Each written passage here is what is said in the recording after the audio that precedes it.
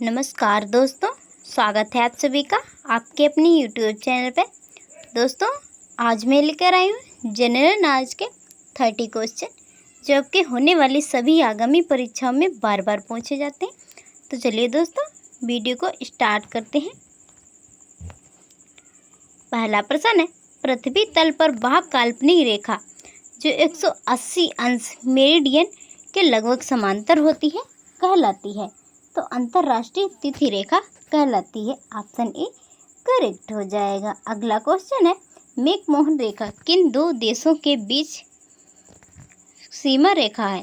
बताइए दोस्तों, मैकमोहन रेखा किन दो देशों के बीच सीमा रेखा है?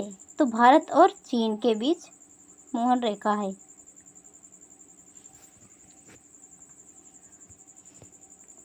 अगला क्वेश्चन है, विषुव प्रशांत मंडल का तात्पर्य है।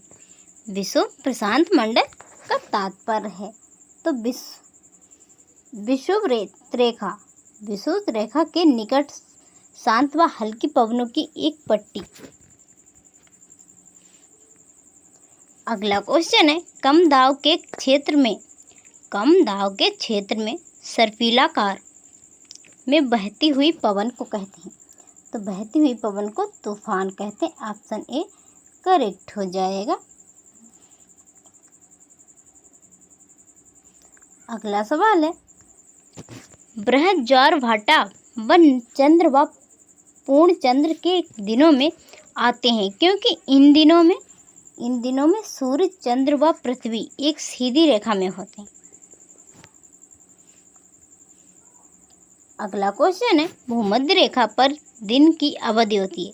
भूमध्य रेखा पर दिन की अवधि होती है 12 घंटा। ऑप्शन बी करेक्ट हो जाएगा। अगला सवाल है, समुद्र में ज्वारभाटा आने का कारण है। समुद्र में ज्वारभाटा आने का कारण है तो सूर्य व चंद्रमा का गुरुत्वाकर्षण कारण है। अगला क्वेश्चन है, भारतीय मानक समय IST का संबंध है। भारतीय मानक समय में IST का संबंध है। तो 81 सही 1/2 अंश पूर्व देशांतर का संबंध है। अगला क्वेश्चन है, 1 घंटे के समयांतर के लिए देशांतर दूरी होती है। 1 घंटे के लिए समयांतर के लिए देशांतर दूरी होती है तो 15 अंश। अगला क्वेश्चन है, जब बुधवार का ग्रीनविच में 8 AM होता है तो जब बुधवार का ग्रीनविच में 8 AM होता है तो टोक्यो में बुधवार का PM होता है। तो टोक्यो में बुधवार का PM होता है। इतना अंतर होता है। अगला क्वेश्चन है, अंतर्राष्ट्रीय तिथि रेखा गुजरती है। अंतर्राष्ट्रीय तिथि रेखा गुजरती है तो लगभग 80 अंश पूर्व या पश्चिम में उत्तर से। अगला सवाल है, IST GMT से कितने घंटे आगे होता है? IST GMT से कितने घंटे आगे होता है? तो 5 से 1/2 घंटे आगे होता है। अगला सवाल है, जब कोई व्यक्ति अंतर्राष्ट्रीय तिथि रेखा को पार कर रहा है तो एक दिन बढ़ा दिया जाता है। यह तब होता है जब वह पार करता है। जब कोई व्यक्ति अंतर्राष्ट्रीय तिथि रेखा को पार कर रहा है तो एक दिन बढ़ा दिया जाता है। यह तब होता है जब वह पार कर रहा होता है, पूर्व से पश्चिम की ओर पार कर रहा होता है तब। अगला क्वेश्चन है, महासागरीय धाराएं उत्पन्न की जाती हैं। बताइए दोस्तों, महासागरीय धाराएं उत्पन्न की जाती हैं। तो महासागरीय धाराएं स्थायी पवनों द्वारा उत्पन्न की जाती हैं। अगला सवाल है, निम्न में से कौन सी शीत धारा है? बताइए दोस्तों, निम्न में से कौन सी शीत धारा कोल्ड करंट है? तो शीत धारा है बेंगुला धारा। ऑप्शन ए करेक्ट हो जाएगा, बेंगुला धारा। अगला सवाल है, निम्न में से कौन सी धारा उष्ण धारा वार्म करंट कहलाती है? बताइए दोस्तों, निम्न में से कौन सी धारा उष्ण धारा कहलाती है? तो गल्फ स्ट्रीम कहलाती है। ऑप्शन सी करेक्ट हो जाएगा। अगला सवाल है, निम्न में से कौन सी आग्नेय चट्टान है? निम्न में से कौन सी आग्नेय चट्टान है? तो ग्रेनाइट।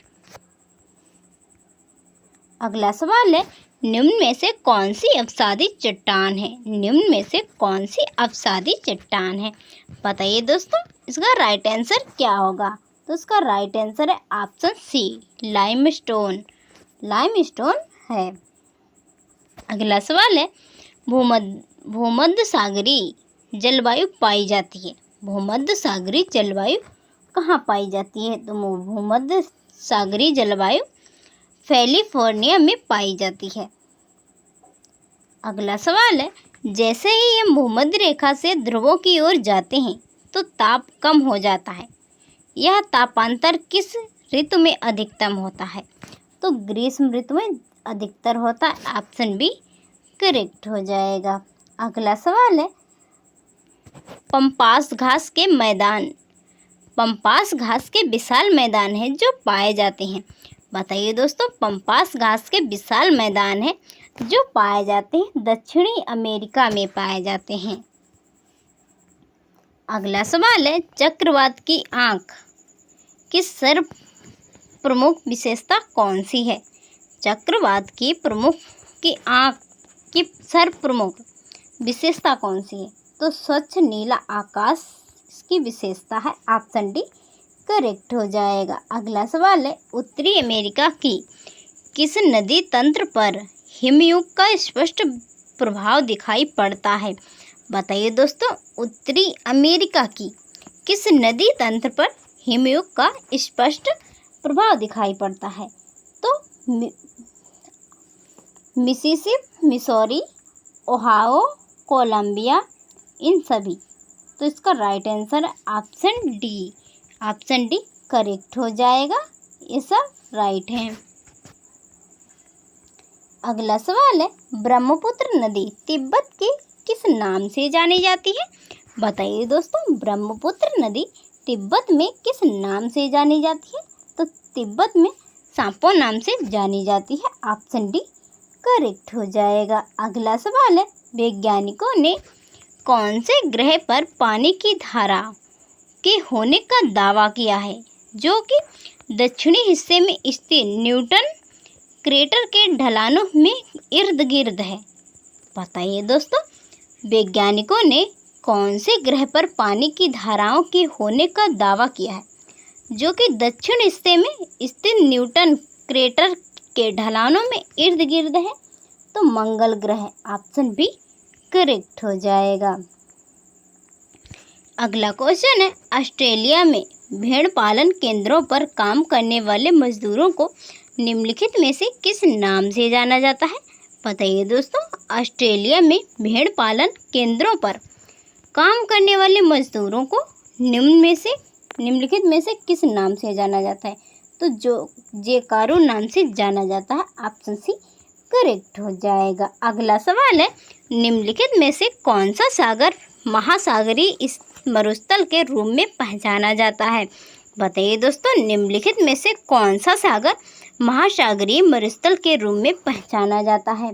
तो लाल सागर मरुस्थलीय महासागर मरुस्थल के रूप में पहचाना जाता है।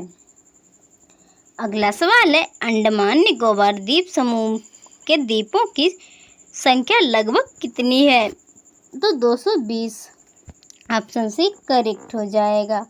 अगला सवाल है, निम्नलिखित में से कौन सी जलधारा यूरोप का गर्म कंबल के उपनाम से जानी जाती है?